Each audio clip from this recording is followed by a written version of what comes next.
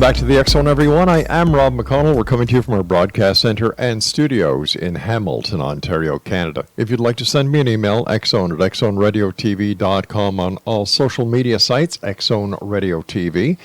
And for all the programming we have available for you 24/7, 365 on the X Zone Broadcast Network, visit www.xzbn.net. Exonation, one of the most interesting topics today, and one of the topics that is certainly gaining more and more speed, is the topic of afterlife communication and the study of afterlife. Over the past, I've had the pleasure of not only having Roberta Grimes on the X Zone, but producing her show that was broadcast here on the X Zone Broadcast Network and is still on many of our affiliates. And one of the guests that she had on her show was Dr. Craig Hogan. Now, he has a Ph.D. He's also the author of Your Eternal Self. And I decided to ask Dr. Hogan to come on to the X Zone because, like I said, this topic is gaining speed. More and more people are talking about afterlife communication, afterlife visitations. And it seems that not only is the veil between this reality and the afterlife becoming thinner and thinner and thinner, so is the veil when it comes to people not only talking about the afterlife, but accepting the afterlife as a part of this reality. Dr. Hogan, as I said, is the author of Your Eternal Self, presenting the scientific evidence that the mind is not confined to the brain. The afterlife is a reality. People's minds are linked, and that mind affects the physical world. He is the president of the Afterlife Research and Education Institute, and he has been he has a physical mediumship circle with table movement and seance sessions. He has the remote viewing ability. He communicates with people in the afterlife. He teaches people how to communicate with the afterlife, and he has done successful ITC work. Joining me now is Dr. Craig Hogan. And Dr. Hogan, always a pleasure talking to you, sir. And thank you for all the wonderful work that you do and the awareness that you're bringing to the masses. Well, thank you, Rob. It is something which is very close to my heart. We are, as you say, seeing a change in humanity, and are things that are opening up now that we just have to let people know about because we've got the facts. We know what the science is of the study of the afterlife. How did you become involved in afterlife study, sir? When I first found out that I have medium abilities and that I have psychic abilities, I realized then that the greater reality, the reality that's outside of this small piece of reality that we experience, is much greater, and that the people who have passed away from this reality have gone on to another realm. And so I began to become interested in communicating with them and helping other people to communicate with them. And so I started to develop methods of communication and study methods of communication, and we formed the Afterlife Research and Education Institute to try to help people to learn how to communicate themselves and to get the facilities that they need in order to be able to communicate. I would imagine that one of the most common questions that you would be asked is, why are you so certain, sir, that we continue to live after the body dies? Well, one of the reasons is we know that the mind is not in the brain, so that's been established, and we know that from simple things like remote viewing. That we're able to sit down and we can focus on something that is thousands of miles away, right, and we can describe what it is. Somebody can put an object on a table and tell me I have an object on my table in New Jersey, and I can sit in my office in Illinois and I can tell them what that is, describe it for them, and identify what it is. And that means that the mind is not in the brain. It's not confined to the brain. And so that also means that when the brain ceases to function, mind keeps on going. And so we know that the mind is going afterwards because of the fact that people have communications with the afterlife, and we get messages back. We're getting hundreds of thousands of records of messages now. Some of these are on recordings. There was a medium named Leslie Flint from the 20th century who we have recordings of him sitting in a room and with just one person sitting there, and he would bring through their loved ones, that person's loved ones from the other side, and they would have conversations just like they were sitting at the breakfast table about their lives and about what was going on and what it was like on the next realm of life. And we have recordings of those now. Anybody can go and listen to those at the Leslie Flint Foundation or on one of my websites, adcguides.com, but they're available for anybody to listen to. So we've got the records. The people are communicating with us in a variety of ways. We have 16 different methods of communication. And so we're getting the records from them, and they are telling us the truths about the afterlife, about the reality of this life. And we're really, as you say, the veil is dropping, and we really are being able to communicate clearly with those on the other side. Dr. Hogan, how different is the realm on the other side compared to how we have been led to believe the realm is on the other side? Yeah, that's all fiction. There's a great mythology that's developed around what the afterlife is like. And the afterlife, when we go on to the next round, really it shouldn't be called the afterlife, because we're on a spiritual plane now. Right. The earth plane is a spiritual plane. So what we're doing is we're going from the earth plane over to another spiritual plane. But that spiritual plane is just like this one, and the reason is that it would be a shock to our systems if we went into another realm and it was very different. So the realm that we enter when we go on, when we drop the body and we go on, is just the same as this realm, except it doesn't have the negatives. And it has many things that are much more emphatic, much more impressive to us, to the people who pass over. For instance, there are colors that we don't see on this realm of life. There are sounds that we don't hear. There are experiences that people have there that they don't have on the earth plane. And so in those ways, it's even better. It's much better than on the earth plane. But none of the drawbacks are there. There is no death. There are no beginnings and endings, all of those sorts of things. So it is, some people, when they cross over, they think that they are just dreaming because the next plane of life is so much like this one that they don't realize that they've passed away. And so then they have to have people come and tell them. They have to be counseled to realize that they have passed away and they've gone on to the next plane of life. If there's a next plane of life, sir, does that mean there was a previous plane of life that we existed in prior to this one? What happens is that there is a higher self, and the higher self is who we are, and it is a bigger body. It has many selves in it, so there are many lives in this higher self. And the higher self has always existed. It had no beginnings. It will have no ends. But within that higher self, then there are individuals who will incarnate onto planes, such as the earth plane, and any of the other millions of other planes. And they will incarnate under those planes, and then they will become individuals. They'll grow up from infancy, and they will continue into adulthood if they live a full life, and then they will pass, and they will go back to the plane of reality that we have that's outside of this reality, the greater reality.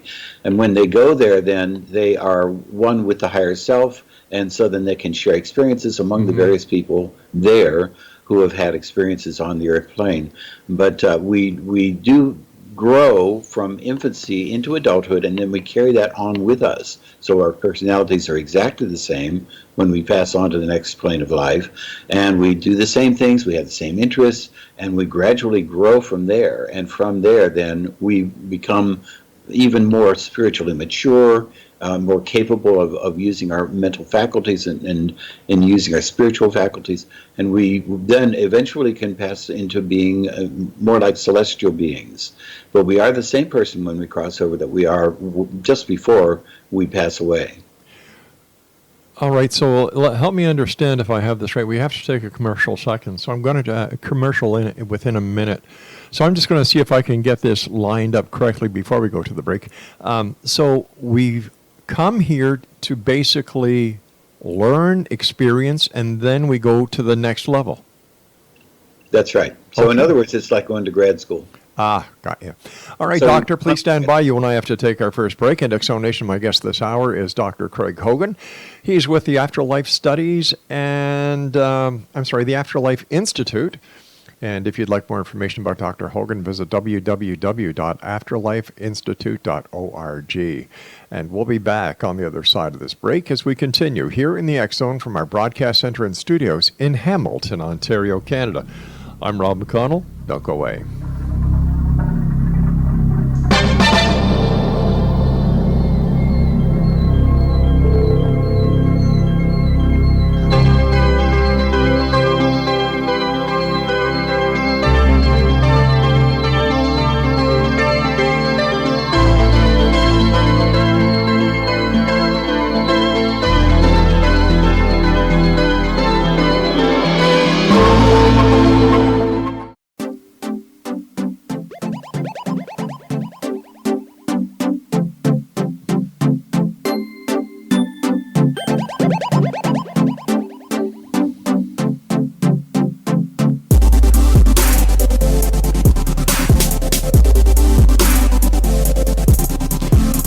And welcome back, everyone. We're talking to our guest this hour, Dr. Craig Hogan. We're talking about afterlife studies and afterlife communication. If you'd like to find out more about Dr. Hogan, visit www.afterlifeinstitute.org. This all-knowing power, or this supreme being that we were talking about in the previous segment, would this be the mythological God? No, not in the sense of the Judeo-Christian God. That is not the God. Okay. There is nothing but God. Amit Goswami, the quantum physicist, said he had studied and had worked to try to understand the universe and reality and what was happening in physics and quantum mechanics. And he said he finally came down to the realization that it dawned on him one day, there is nothing but God. In other words, when we look for God, we are in the mind of God. We are the mind of God. We ourselves are part of that mind, but that's the source of creation. And out of the source of creation then bubbles up all of the things that we experience. And so we can't separate ourselves from God, but there is no God outside of us. There's no old man with a long beard sitting on a mountain someplace. And that is a mythology. It was served primitive peoples, but it is not true. We know that today. So what is our purpose here, sir? If we are born to die just in order to progress to the next level or the next part of our evolution, and yet on the other side, when we get there, we can actually talk to other people who have experienced this. So why do we need to come here and experience the trials and tribulations of life? Yeah, and there are trials and tribulations, and that's the way that the Earth School is set up. We can't have those experiences without experiencing them. So in other words, people can tell us about it. Sure. Somebody could wave a magic wand and we could remember having experiences like that. But we can't really have the experiences until we have the experiences.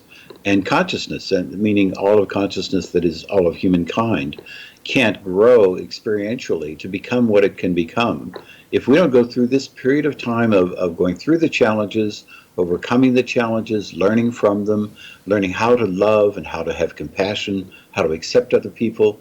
And if we don't go through the experience of learning those things, then we don't have that essence, that ability to love, that ability to have compassion. We have to go through the process of learning it.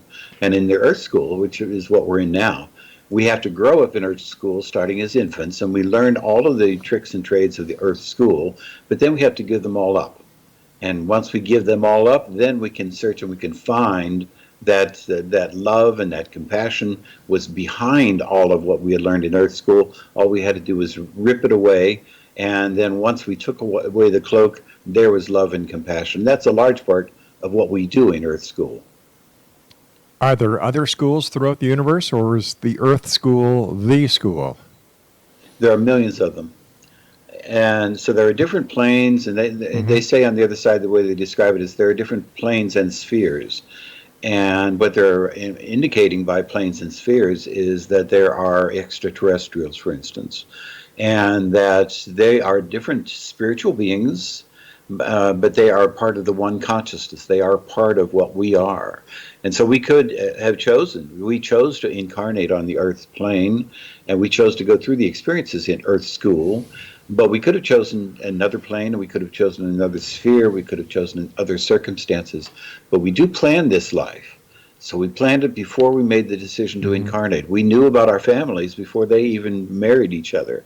We knew about them before they conceived the fetus that would become the body that we would use in this lifetime. So we read the script. Yeah, we read the script. We cheated. We read right to the last page, and we read the ending. And so we have become now, we are what it was that we had planned to become. And we're learning the lessons we had wanted to learn. We're going through the kinds of experiences we had decided we wanted to have, but we still have free will. We can still opt out. So it's possible for us to say, I'm not going to live this kind of life. I'm going to do what I want to do. But if that happens, sir, aren't we upsetting the time-space continuum? No, it's one of those things that we are evolving. Consciousness is evolving, but as we evolve right now in this now period of time, right, we are evolving the past, and we are evolving the future, and we are evolving everything that humankind can be, or will be, or has been. But in order to look at it that way, sir, that means that individually we can change our destiny and our past without affecting any other destiny or path of any other being or consciousness. That's right. But that makes no sense. Yeah, that's the way it is. What we can do is we will change consciousness, though. We will change the bigger C consciousness, the mind of God. We will change it to become more loving and compassionate by ourselves becoming more loving and compassionate. On the other hand, if we are cruel and violent, then we change that big C consciousness to be a little more cruel and violent. So we are in that way affecting humankind. We are affecting consciousness. And as the world develops, as people, as humankind understands these truths that we're learning now, humankind will change, and it will evolve, and it will become more loving and compassionate. And that will make all the difference in the world. Why do our deceased want to communicate with us if we get to see them in the future? What is the necessity, and won't what they tell us affect what the mission is that we're on here in on this plane, on this planet, in this Earth school? Yes, and the first question, why do they communicate with us? They continue loving us just the way that they did before. Right. It's rather like they just got on a plane and they're living in a different country, but they still love us just as much. They're carrying on with their lives, but they want to have contact. They want that telephone call from that other country to come through. So they want to know that we're okay, and they want us to know that they're okay. Now, it is true that they have a different perspective, so they know that life continues, that we are spiritual beings having a physical experience, that we are infinite, that we will have that reunion in the future.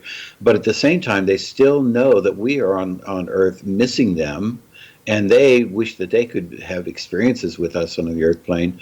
So there is a desire to have that kind of communication. But as far as whether the communication is going to affect us in Earth School, they can communicate with us, and in fact they do communicate with us, and we also get communication from guides, helpers, and others. And these things are cues, they're helping, they're heuristics, they're ways of enabling us to go through our period of time on Earth School most fruitfully, and they don't interfere, though. They can't then just tell us, but they do sometimes. For instance, you'll hear the voice. The voice is when somebody they're driving down the road, and all of a sudden they hear the voice, and it says to them, don't go into that intersection.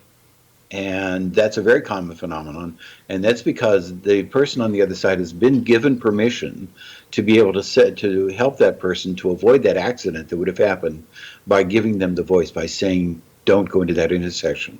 We get the voice, we get communication all the time. They're always communicating with us. They want to communicate with us because they want to continue the relationship.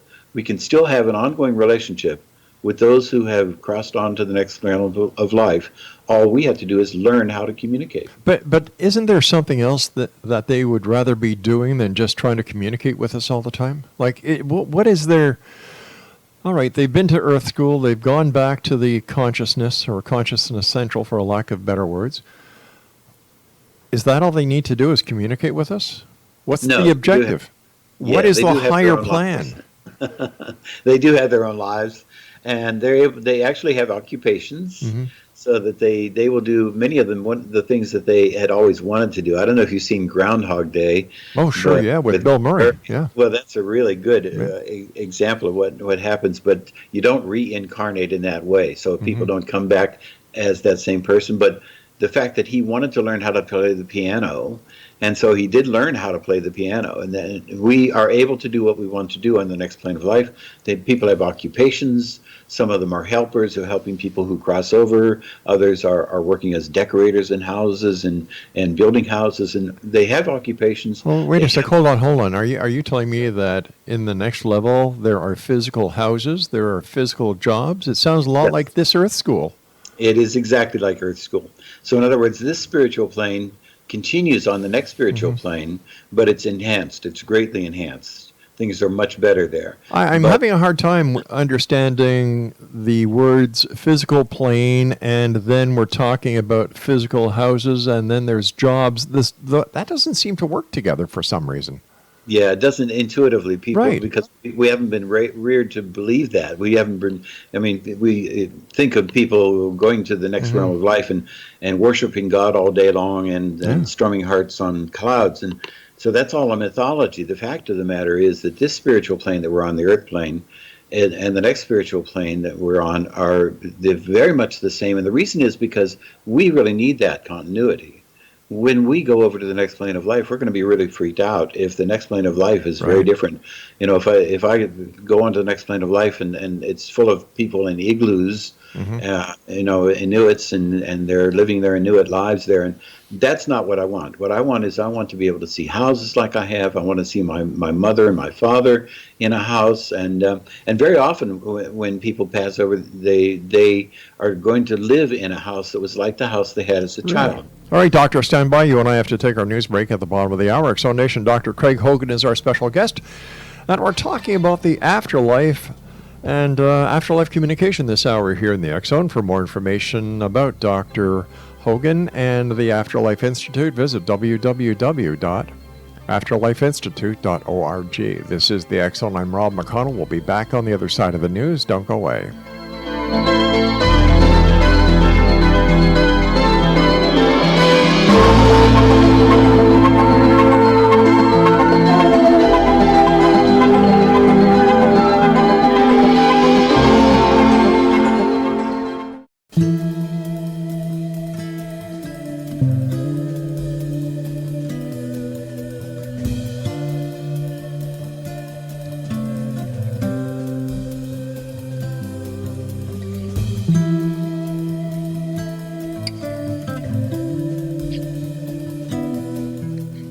Welcome back to the X Zone. I'm Rob McConnell. You're listening to us around the world on the X Zone Broadcast Network and on the X Zone TV channel on Simul TV.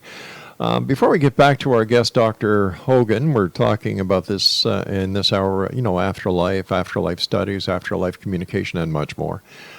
A reminder about some of the other great shows we have here on the X Zone Broadcast Network. We have A Different Perspective with Dr. Kevin Randall. We have Paranormal Stakeout with Larry Lawson. Mission Evolution with Gwilda Wiyaka. Connecting with Coincidence with Dr. Bernie Beitman, MD. Know the Name, Know the Genius in You with Sharon Lynn Wyeth. And Too Good to Be True with Justina and Peter Marsh. For the entire broadcast schedule, visit www.xzbn.net. Dr. Craig Hogan is our guest. Once again, his website is www.afterlifeinstitute.org. You know, Doctor, I've been listening over the last half hour, and this is very interesting material that you and the other members of the Afterlife Institute are into and, you know, spreading the word. But on another plane, it sounds a lot like religious philosophy. Because we're talking about, you know, the names are different, but it seems the concept is the same. There are things about the religions that they have intuited that are correct, but most of what they've intuited is not correct. And so much of what we do is to try to correct the misconceptions that people have. It seems that what the Institute is trying to do is to modernize the religious philosophy and bring it into New Age terminology. Yeah, and it is 21st century terminology, and you're right. We have learned so much now. There is a science of the afterlife, and we have the people who are the scholars in the afterlife and who are writing the books and doing the studies, and these people are MDs and Ph.D.s and physicists, and there are people who would before have been considered scientists, materialist scientists, that they wouldn't have believed in such a thing. But those who have gone into the study of the afterlife and afterlife communication and have really allowed the evidence to take them where it would take them have come away realizing that the afterlife is a reality, that what we are is we are eternal beings. We're having a physical experience, but it is something which is this is a joyful time, and even the transition from this life into the next life is a rebirth. And it's a joyous time that families should be sharing together when the person passes into the next life. How do we know, sir, that this consciousness and this way of looking at the afterlife that we've been discussing over the last half hour is really true? It's just not another mythology, a mythology for the time, so to speak. How do we know this is really real? What is the evidence? Yeah, and what we do is, because it's a science, now we are looking for corroboration. So what we want to see is we want to see that from a great variety of sources, they're all coming up with the same conclusions. We want to see the same facts from different sources throughout time and throughout geographical areas and cultures. And what we're finding is there's a really wonderful website called afterlifedata.com. And they have done a tremendous amount of work. They have vast libraries of information on the afterlife from the sources that we have. And they have found a 97% consensus among all of the sources about the afterlife and what we know about the afterlife now. But wouldn't it be safe to say, sir, that the 97% is based on people who are believers in the afterlife and not the mass population? And if the mass population isn't included in these figures, how would the figures skew differently? The sources that we're getting are actually the sources from the other side. So when I say sources, I'm not talking about the people on this side. I'm talking about the people on the other side. So we're getting them coming through from the other side, and the people on this side are just like transcribers. You know, they're just mediums who are letting the information come through. So how can we take anything from the other side as evidence and fact? Because of the fact that it's corroborated, and we get it from a great variety of methods, of means. We have instrumental transcommunication, which means we use instruments such as video and recording. We have mental mediumship, physical mediumship. And you mentioned about the masses of people, whether it's coming from them or not. We are having parents now who are learning how to communicate with their children. And you'll see, if you get on Amazon.com, you'll find dozens of books by parents who have written books about their communication with their children. And these, because of the fact that it's a parent communicating with a child, you know that that's a reality. You know. All right, now can you explain to our audience what you mean by communicating with their child? They communicate with a child through mediums, and sometimes the mediums are mental mediums, meaning they're getting them through their mind. Sometimes they're physical mediums, which means that the people can actually materialize in a room, and they can talk to them in the room. And I've been in these materialization medium seances in which the people have materialized and stood in front of us and talked to us. Now, has that been recorded? Has it been validated? Yes. Yeah. So we have the validations of that. We have the recordings. There are recordings now in infrared, as well as recordings in audio, and some of them now are being recorded in full light. So we are getting the recordings from them in various means, and they've been validated. The medium, who is a physical medium, is confined to a chair, is strapped to a chair, and everyone who comes to the seance then will examine the chair, examine the straps. They're zip tied to the chair so they can't get out. So we know that it isn't the medium. Their mouths are bound with tape. In the case of Leslie Flint, who was a direct voice medium, they actually gave him pink liquid to put into his mouth, and then he had to spit it out afterwards, and just to prove that he had not been using his voice. They put a throat microphone on him to prove it wasn't his voice. And so we've had validations of the fact that these are the people coming through, and they have wonderful things to say to us. So that's just another area of validations. Now, when you were talking about communication between parents and the children, you're naturally talking about children who have passed away or died or were stillborns or prior to birth. What are we talking about here? Yeah, we're talking about the children who have passed away. And the communication is with the children, and it can be children of any age. Right. It can also be children who have not come to term for any reason, for abortion, for stillbirth, anything. We know that those children, if they're loved by the parents on this side, they are born into the next realm of life, on that next plane of life, and they then are reared there. They actually grow up there. And the reunion that happens when the parents come over to the next plane of life, the reunion is with that child who has grown up and is the age that the child would have been on the earth plane. Now, and we have those recordings too. Okay, now if a child who, let's say, dies at a very young age, goes to the next plane and their spirit evolves to being a person, when mom and dad pass, then they're met by the person who's on the other side, who would be the actual age today compared to when they passed away. Does the person keep on getting old? How does the age work? Because once again, sure, if on the other side you keep on getting older, what do you turn into? Yeah. Well, what happens is, on the other side, a person who is elderly, for instance, a person who is in advanced adulthood, then will have the body that they just would have preferred to have. They don't have to ask for it. It's simply something that they have as their body. And the body is usually in their 20s and 30s. So we know that these people then are at that level. The children who go over and grow up on the next plane will grow up into that level, into that age. And so then the people who are living there are in the prime of life. There is no beginning and no ending. There is no ending to it. So we don't have to worry about them maturing and then going into the next realm.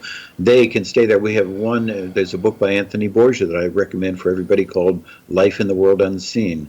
And in Borgia's book, he takes people through the afterlife and what it's like there, and takes them on tours. And there is a person there who said he has been there for 1,000 of Earth's years. And we have Leslie Flint, who was the medium from the 20th century, who had people come through in his seances, and Confucius came through. We had soldiers from the Roman Empire come through, and they were all the individuals, and they had not gone on to be something else. They had stayed in the next realm of life. But what about the people, for example, before humanity of that we know, Confucius, the Roman Empire? What about Neanderthals? Are they also there, or is this consciousness very selective on who gets in and who doesn't get in? We've never communicated with a Neanderthal. Why not? We have never had that instance.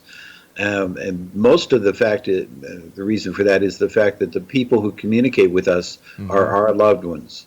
So they're people who are from the recent past.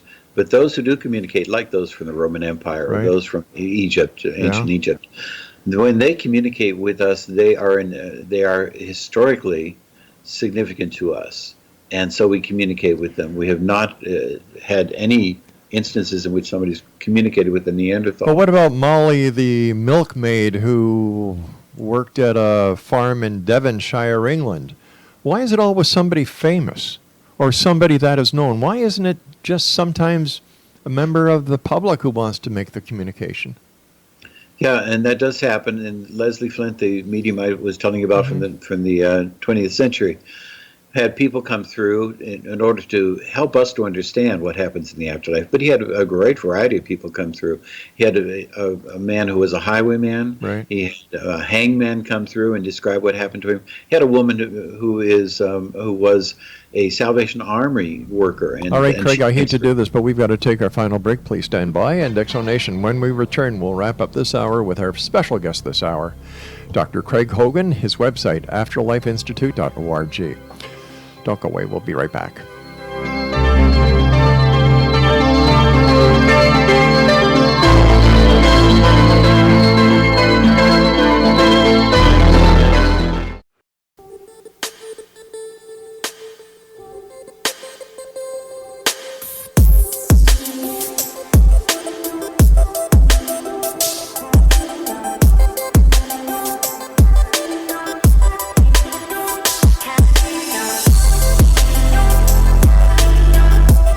Dr. Craig Hogan is my guest, www.afterlifeinstitute.org.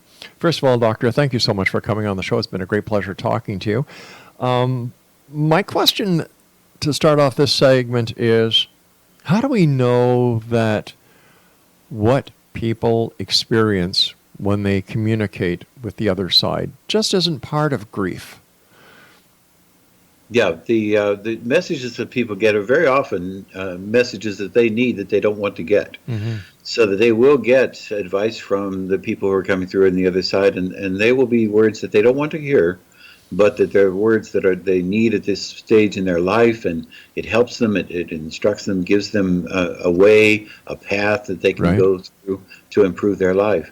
So it isn't that the individual who's getting the messages is getting the messages that he or she would have made up or that they would have come to them. The other thing is they tell us things from the other side that we just would not have known. Such as? So there is one instance in which a person went through what's called a self-guided afterlife communication session. In a self-guided, we actually teach them how to put themselves into a state of mind in which they can have an afterlife communication. Anyone can do it. It's free, it's online, and we teach people how to do it. So in this instance, the person who was having a self-guided afterlife communication was having a conversation with her mother, and during the conversation, then suddenly she saw a little girl.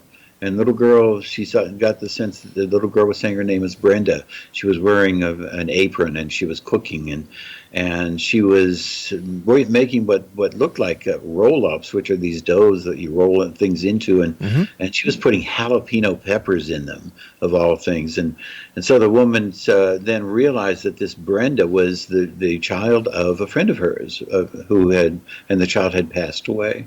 And so as soon as she finished this session, when she got out of having this self-guided afterlife communication, she then called the woman and said, I just saw what looked like your daughter Brenda, and she had an apron on, and she described the apron, and the woman said, "Oh yes, that was her apron." And she said, well, she was cooking, and she said, "Oh yes, we used to love to cook together." And then the woman said, "But the craziest thing is, I saw her putting jalapeno peppers into a roll-up. That's the weirdest thing I'd ever seen." And the woman said, "Oh no, we always used to do that. We loved putting jalapeno peppers into roll-ups." We have dozens and dozens of those kinds of testimonies from people things they couldn't have known. What is the state of mind that a person has to be in to have a communication with a deceased loved one? All they have to do is be receptive. So what that means is we have to shut down the physical realm, and you can do that in meditation. You can do that through self-hypnosis. And once you shut down the physical realm and you open yourself and you're willing to receive the communication, the communicators are always there because they know you're trying. And so when you try to communicate, then when you ask a question, for instance, or make a statement, the first thing that comes into your mind is going to be their response, because they respond very quickly. Sometimes they respond before you finish asking the question. And so what happens is people just have to get used to that. They just have to get used to speaking to the people who are living on the next plane of life in a different way through using the mind, and that means relaxing to the point where you don't have the physical realm getting in the way and there's not a noise, and you can do it in meditation, you can do it through self-hypnosis. And once you've done that, then you allow those messages to come through. You make statements, you ask them things, you begin the conversation, and immediately they will communicate back with you. Is there a connection, in your opinion, sir, between afterlife communication and those who seek ghosts in the paranormal? Yeah, now when we talk about ghosts, there are different varieties of spirits. And one of them is if there's in a house, for instance, that is a haunted house, if there is some ghost that repetitively does the same things over and over again, then that's a memory on the ether. In other words, there's no spirit there. That's a memory that that the ether holds, the ether that's surrounding the earth holds. There are, though, others who are earthbounds, which means that they have gone out of the body, but their minds are still on the earth plane. And the earthbounds then can be there for centuries. And they can be there for a variety of reasons. One of them can be that they have unfinished business, that they want to stay around a loved one. It can be that they're mischievous, and those are poltergeists. Those are the ones who do the mischief and throw things around rooms and make scratches on people's bodies. There are different kinds of ghosts. But then what we're talking about is communication with loved ones who have gone on, so they have left the earth plane. Their minds are no longer on the earth plane, but they come back because they get our thoughts. They're always connected to us through our thoughts. So why don't these other spirits go past the earth plane? Why do they remain? Well, a lot of them do it because they get a kick out of it. For instance, an arsonist who passes into the spirit realm would want to stay on the earth plane because he wants to light more fires. He can't do that if he goes on. But how can a spirit light fires? What he does is he finds people on the earth plane who are arsonists themselves, or who have tendencies, and he influences them through his thoughts, through its telepathy, and he influences them through his thoughts to light fires. He's telling you through his thoughts. He says, "Look at that building. Can you imagine what it'd be like if you had fire engines coming up and it was in flames?" And he influences them. So we have people who are alcoholics, who are surrounding people who are alcoholics in spirit, who are surrounding people who are alcoholics on this plane of life, and arsonists and violent offenders, and there are those people who are earthbound who are just getting their kicks. And that's the reason they stay earthbound. They don't want to go on. And the other ones are there because they may have a loved one who's grieving. But doesn't that go against what the evolutionary progression of consciousness would be? Yeah, and they eventually will go on. So they can't stay there forever. And so they eventually will go on. And there are counselors who are trying to get them to go on. On the other side, counselors on the other side who are trying to get them to go on. And we do have counselors on this side, people who will try to rescue them. They are rescuers. And so they'll actually go into the state of mind in which they can communicate with these people who are earthbound. These are people who are living on this plane of life, but they can go into that spirit realm, and they can help to rescue them by convincing them that they need to go on. They need to go on to the next realm of life, and that they shouldn't stay in this realm. So that would validate the claims of exorcism. Yes. So in other words, in exorcism, it's not that a spirit can possess in the sense of taking over a person on this plane of life, but what they can do is they can have such a great influence on them, especially somebody who is weak on this plane of life, then they can have such an influence on them that it's like they were possessed. And so in exorcism, then we can get rid of that spirit. A medium, there are mediums who are able to help people to go beyond people on this side of life, to go beyond that stage, to be able to get rid of that spirit, and to help that spirit go out of their life. So there are ways in which we can help people to get rid of these spirits. We just have to have them understand that they are people, they are individuals. But if we're saying that religion is a mythology, how can we then say, well, exorcism works if it's based on a mythology? Yeah, and it is an exorcism that's religiously based. In fact, the exorcisms are done by mediums. Well, and not in all cases, sir. Not in all cases. Yeah, and there are Roman Catholic priests, especially, who do exorcisms, and now they have mixed success. And the reason they have mixed success is because those who are earthbound are not bound by anything that a Catholic priest does. They will continue to do what they do if they want to. Right. But on the other hand, they will realize if they come into that situation that they are not wanted. They may not have realized that before. They realize they're not wanted, and so many of them will leave just because of the fact that it's inhospitable for them. They're not wanted. They finally realize that that's true, and they will go. So why would a medium have better? Why would a medium have better success? Well, the medium is able to find out why the person's there. So why is that person in the house? Why is that poltergeist there? And what is it that they're trying to communicate? Right. And then sometimes the family that lives there can make arrangements with the poltergeist so they don't have to leave. For instance, saying that the poltergeist is only going to stick around during the daytime or something like that, and it's not going to frighten guests who come in. But the medium is able to communicate with this person who is in spirit, who is a mind living on the physical realm, and is able to then communicate with them and help them to go on, or else help them to negotiate something with the people who are living there. Dr. Hogan, the time when you and I must say so long has come. Quickly let our listeners know how they can find out more about you and how they can find out more about the Afterlife Institute. Yeah, I would love to have anybody who wants to go to afterlifeinstitute.org, and you can communicate with me through that. You can also send me email if you want at r.craig.hogan@afterlifeinstitute.org. Dr. Craig Hogan, thank you very much, sir. Continued success, and we look forward to the next time you and I meet here in the X Zone or on the other side. All right, X Zone Nation, I'll be back on the other side of this commercial break with the news as we continue here in the X Zone from our broadcast center and studios in Hamilton, Ontario, Canada. Are you a believer or, like me on this one, a skeptic? I don't know. Just didn't make sense. Kind of looped around, going nowhere. But it takes a lot to convince me now, doesn't it, X Zone Nation? We'll be back on the other side as we continue this investigation into the world of the paranormal, the science of parapsychology. After all, this is the X Zone Broadcast Network, where we're always searching for answers, but demanding the truth. Don't go away.